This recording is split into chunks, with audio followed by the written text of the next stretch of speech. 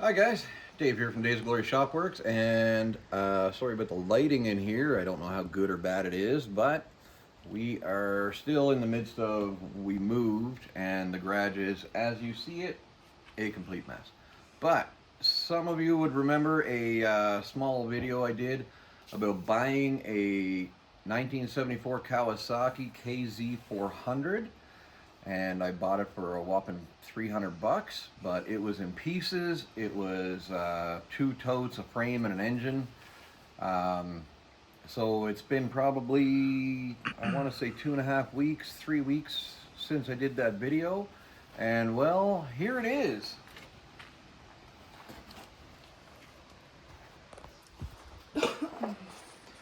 So this is it. 1974 Kawasaki KZ400, and it is all together except I'm waiting for front wheel bearings, and there's a little bit of the electrical that doesn't work. So the starter kicks, but it doesn't engage the engine.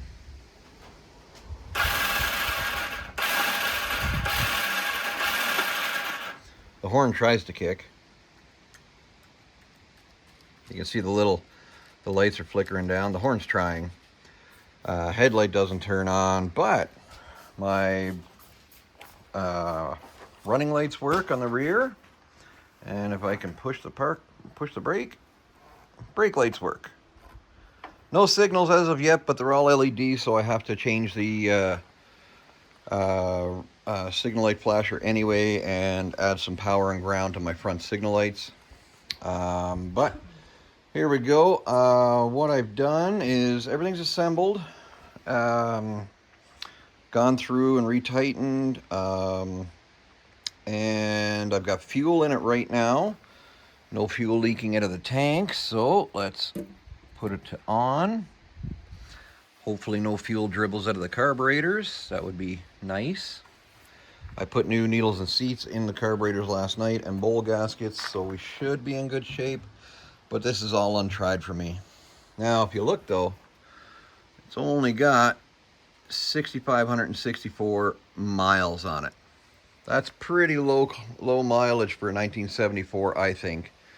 And aside from the kind of weathered appearance and the bucked off frame that somebody was doing a cafe racer job on, so I finished that end. Well, I'm going to kick this thing over a few times and see if we can make it start. Natalie's going to hold the camera, and let's see what happens.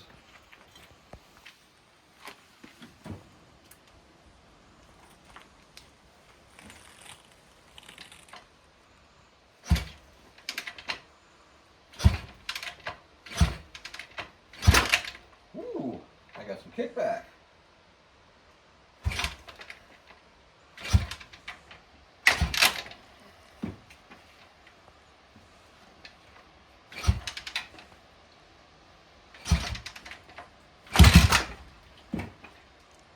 Run. If I don't tear my ankle off. Please don't do that.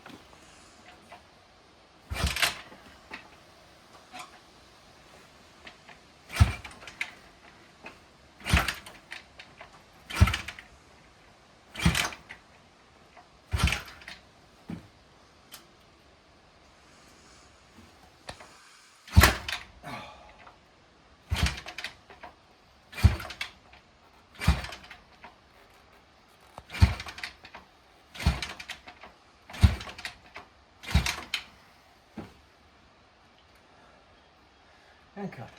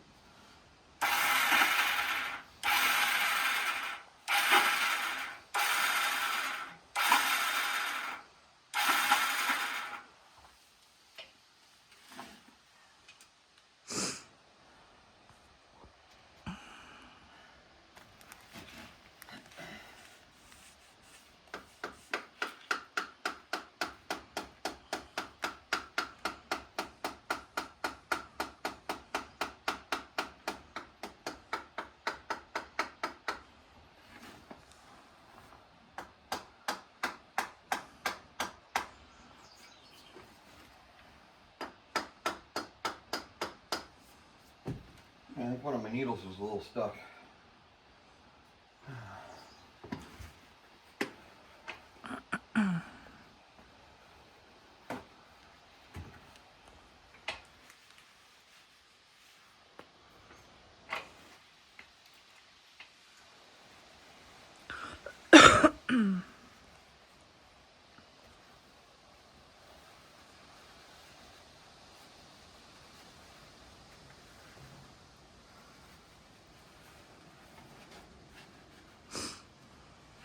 You can smell it.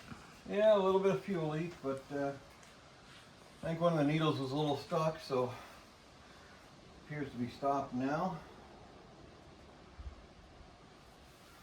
Well, let's see what it does.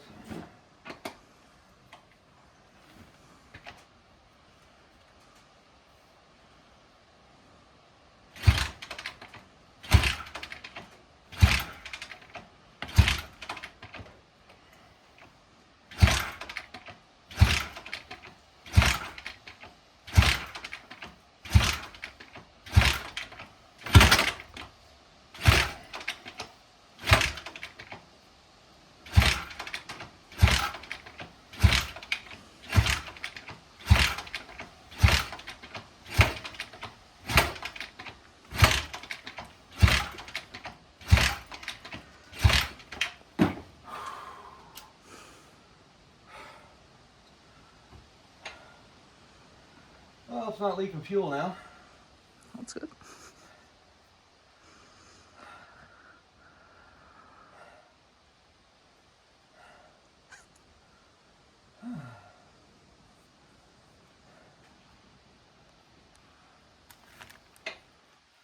But it is possibly flooded.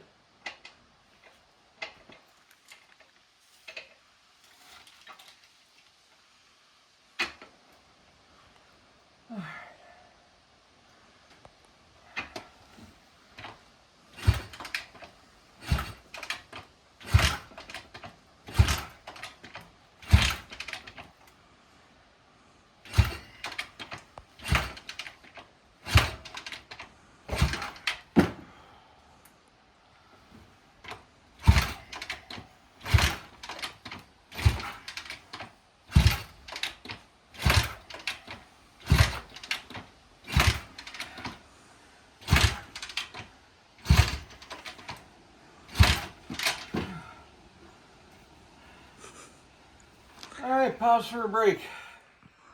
Alright guys, so at that point the video was kind of falling apart for a few minutes. Kickstart, pretty much wore myself out a couple of times, went back later in the evening, tried it again. Couldn't understand why I wasn't getting it. I'd already tested for spark and other things, so I decided to start at the basics. I adjusted my valve lash, which one exhaust valve was a little tight. Okay. I pulled the points off, cleaned them, filed them, adjusted them after I put them back on. Adjusted the ignition switch plate, basically the initial advance on the timing. I did a couple other little things and I tested for spark, but what I failed to do was test for spark with the spark plugs that are from the bike. Which, if you look, they don't look bad, a little sooty, but I cleaned them and re-gapped them and I put them in. And if you test for spark with any other spark plug I have laying around this garage, this whole thing from a 383, beautiful spark, no problem. But these guys are done. And why I'm saying that is because normally you test for spark, you'll get spark right here in the edge of the electrode, no problem. These guys were firing on the threads to the frame of the bike. That tells me they're done. There's a resistance in there somewhere, even though they still don't look that bad. And there's no wear on the electrode at all. There's no arcing, there's no deformities, it's not curved up from wear. These are essentially a brand new plug from the look of them. But they're done. So I've got 2 new plugs to put in. I've already gapped them. And first I'm going to test them.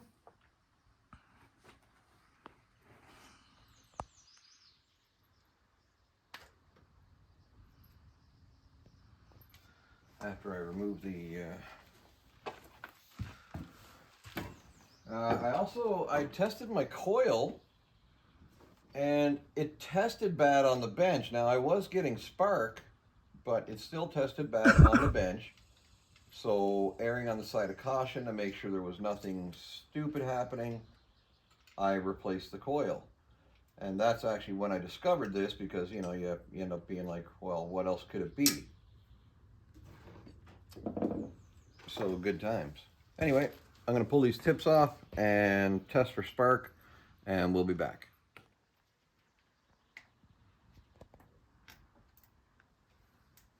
Is it recording? Okay, spark plugs are tested. I have spark at each one of them where it's supposed to be. Let's see what happens.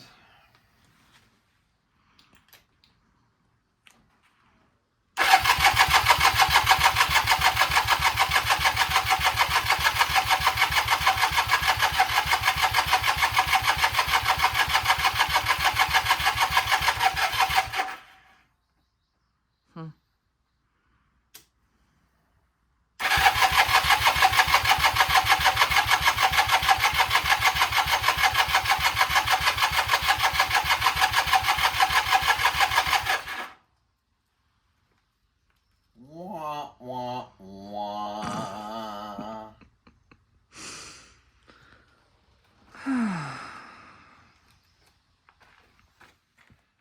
Don't try this at home.